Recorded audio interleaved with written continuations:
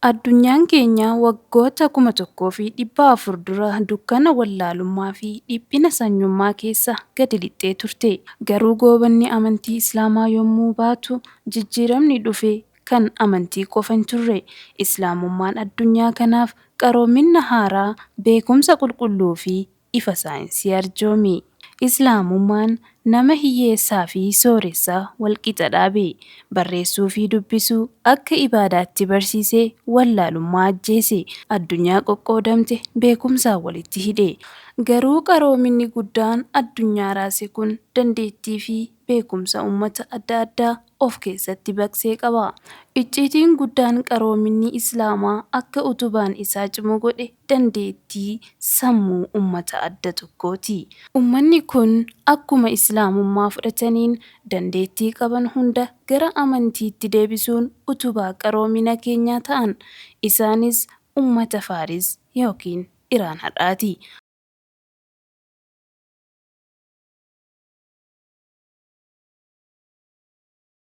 Assalaamu alaikum warahmatullaahi wabarakaatu.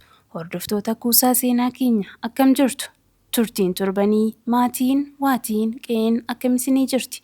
Qaroominni Islaamaa inni addunyaa dukkanoofte ifatti deebise kun bu'aa hawaasa tokkoo yookiin gumaacha biyya tokkoo qofa miti. Islaamummaan akkuma madda bishaanii guddaa tokko humnoota adda addaa of keessatti baqsuun gara galaana beekumsaatti jijjiiramedha. Qaroominni Islaamaa utuboota gurguddoo 3 irratti ijaarame: Arab, Turkii fi Faaris. Isaan kun 3 dandeettii garaagaraa dhiheessuun amantii kana addunyaa irra babal'isanii utuban. Hawaasni Arabaa onnee fi madda amantichaati. Abbaa afaan Qur'aanaa, du'aatota jalqabaa, gootota rasuula keenyaa, ergamaa fi kaayyoo Rabbii sallallahu alaihi wasallam harka isaaniitiin addunyaatti dabarsuun hawaasa bu'uura amantichaa ka'anidha. Warri Turkii irree fi gootummaa amantichaa turan. Humna waraanaa cimaa fi hooggansa siyaasaa qabaniin amantii kana diina irraa ittisuun handhuura Awurooppaa fi Afrikaa keessatti kabachiisanii babal'isanii jiru. Warri Faaris yookiin Iraan ammoo sammuu fi beekumsa qaroomina kanaa turan. Qorannoo saayinsii, herreegaa, faaya ijaarsaa fi seera afaan Arabaa qindeessuun qaroomina Islaamaa sadarkaa ogummaatti ol guddisuun hawaasa shoora olaanaa taphatanidha. Otoo gootummaa Turkii, daa'oo Arabaa boqonnaa malee godhamee fi beekumsa Faaris walitti hin makamne ta'ee qaroominni Islaamaa har'a maal fakkaata ture? Baay'een keenya har'a Iraanii yommuu yaadannu siyaasaa yookiin walitti bu'iinsa amantii qofatu sammuu keenyatti dhufa ta'a. Garuu dhugaan jiru otoo dandeettiin sammuu uummata kanaa hin jiru ta'ee qaroominni Islaamaa har'a sadarkaa kana hin gahu ture. Beekumsa hadiisaa irraa hanga herreegaatti, seera afaan Arabaa irraa hanga qorichaatti gumaachi uummata kanaa qaroomina Islaamaa keessatti taasisan dhumaa fi hamma kan hin qabnedha.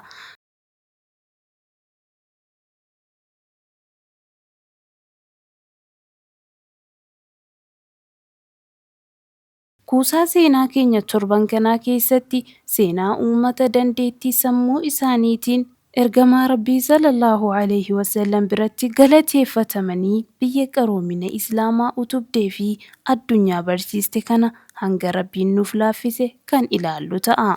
Iraan lafa ajaa'ibaa fi hiika seenaa guddaa qabdudha. Taa'umsa lafa isheetiin riqicha giddugalaa addunyaa jedhamuu kan dandeessuu fi bahaa fi dhiha, kaabaa fi kibba addunyaa walitti kan hiitudha. Iraan handhuura Eeshiyaa giddugalaatti argamti.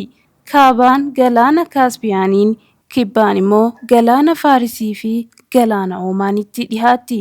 Giddugala isheetti gaarreen gurguddoon kanneen akka Zaargosii fi Alborz kanneen cabbii fi qorra keessummeessan of keessatti hammattee jirti. Gaarreen kunis seenaa keessatti akka dallaa ittisaatti ishii tajaajilaa turan. Garuu Iraan lafa gaaraa qofa miti. Isheen kutaalee addunyaa walitti hidhuun karaa inshirallaa irratti iddoo murteessaa kan qabdu turte yoo ta'u, kunis qaroominni ishee daldalaan akka dagaagu taasiseera.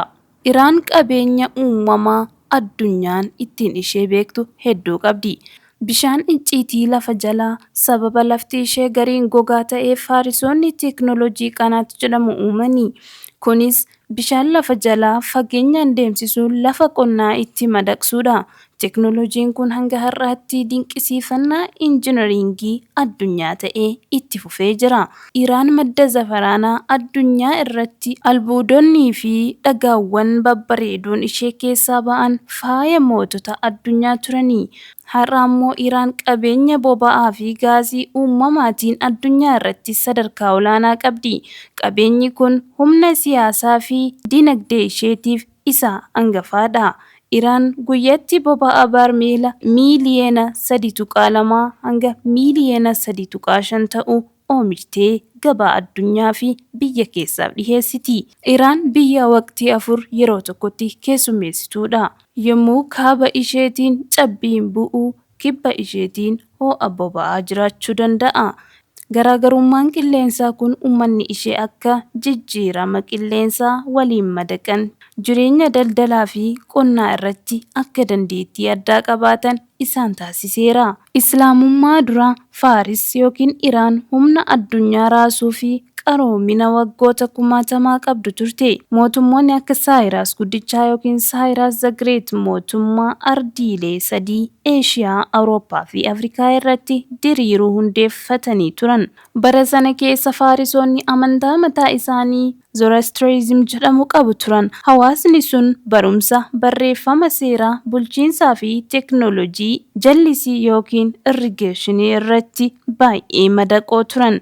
Yommuu ergamaan Rabbii sallallahu alaihi wasallam xalayaa gara mootii Faaris yookiin Kirisraatti ergan, mootummaan sun humna Baayizantaayinii yookiin warra Roomaa waliin addunyaa bituuf dorgomaa ture. Erga kufaatii mootummaa Sasaniid booda uummanni kun Islaamummaa fudhatanii dandeettii qaban hunda gara amantii haaraa kanaatti deebisan. Islaamummaan Araba keessatti dhalatus beekumsa Islaamaa kan sirnaan qindeessee fi ammayyeesse uummata Faarisii. Afaan Arabaa afaan qulqulluu Qur'aanaa kan ta'e Arabiffa kanas seera qulqulluu akka qabaatu kan godhe beekaa dhalootaan Faaris ta'e Sibaawahiidha. Innis hayyuu afaan Arabiffaa beekamaa fi nama seera afaanichaa yookiin nahwii irratti dhiibbaa guddaa uume ture.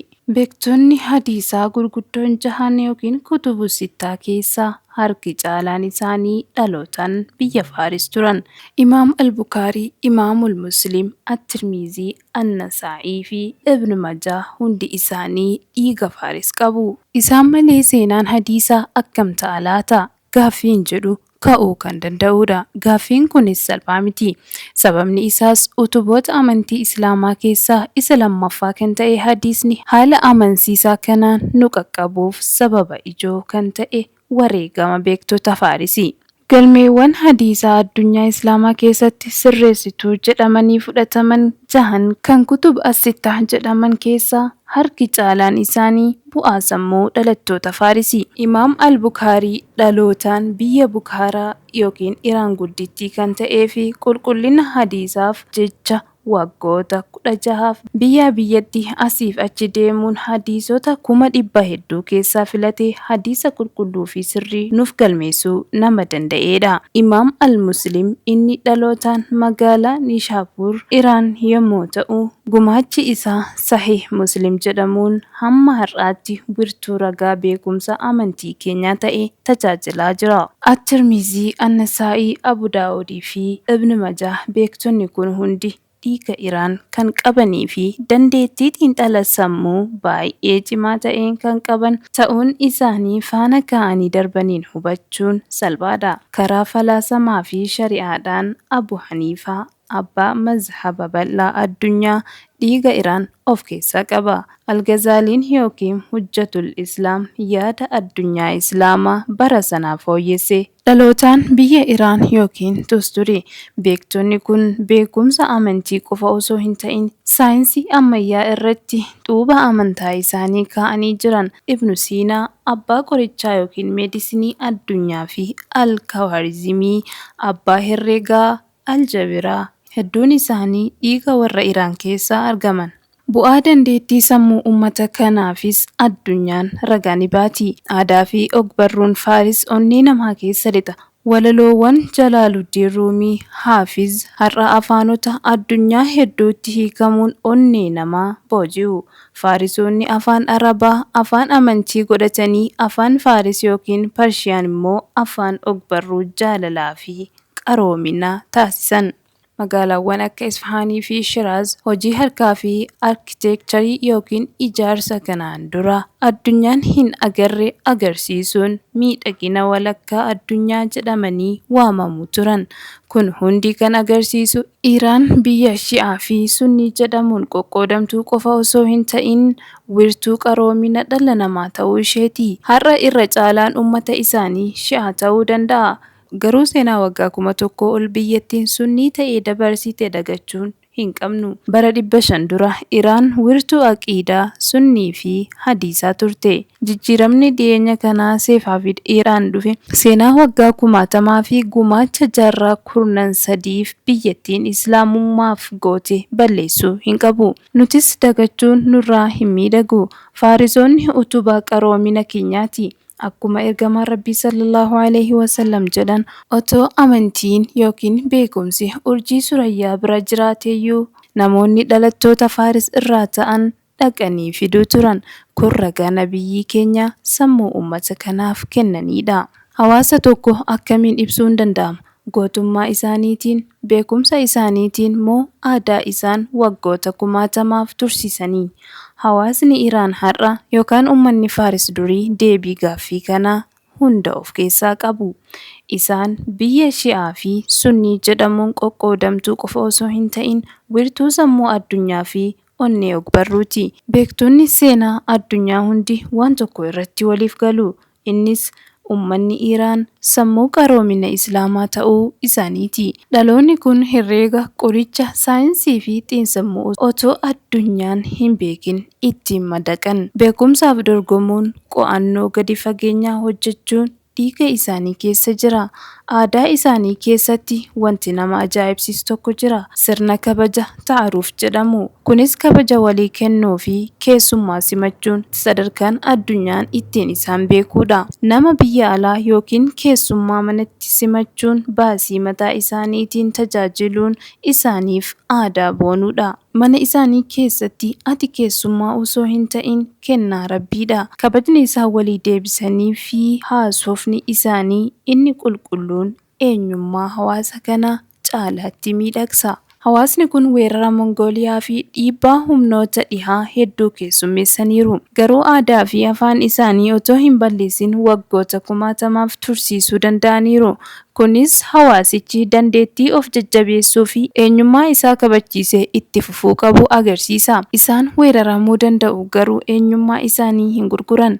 Isaan injifatamuu danda'u garuu dandeettii sammuu isaanii addunyaa irraa hin dhoksan. Gabaabumatti hawaasni Iraan sammuun isaanii beekumsaan, onneen isaanii walaloon, harki isaanii ogummaan, manni isaanii ammoo keessummaa simachuun kan guutamedha. Isaan dirree jeequmsaa fi lolaa osoo hin ta'in madda qaroomina dhala namaa isa dhuma hin qabnedha. Seenaa keenya keessatti gahee uummanni kun taphate dagachuun qaroomina Islaamaa lafatti kuffisuudha.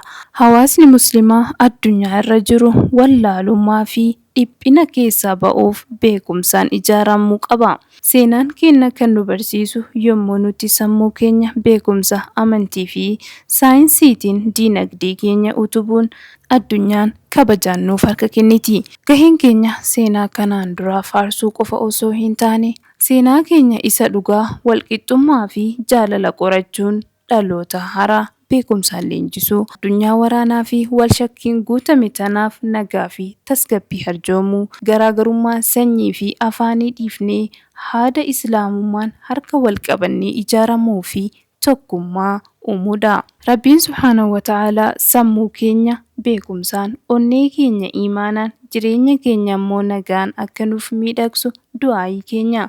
Rabbiin wallaalummaa nu keessaa dhabamsiisee dhaloota akka Alkawaarizimii, Algazaalii fi Albukaarii addunyaaf ifa kennuu danda'an nuuf haa biqilchu.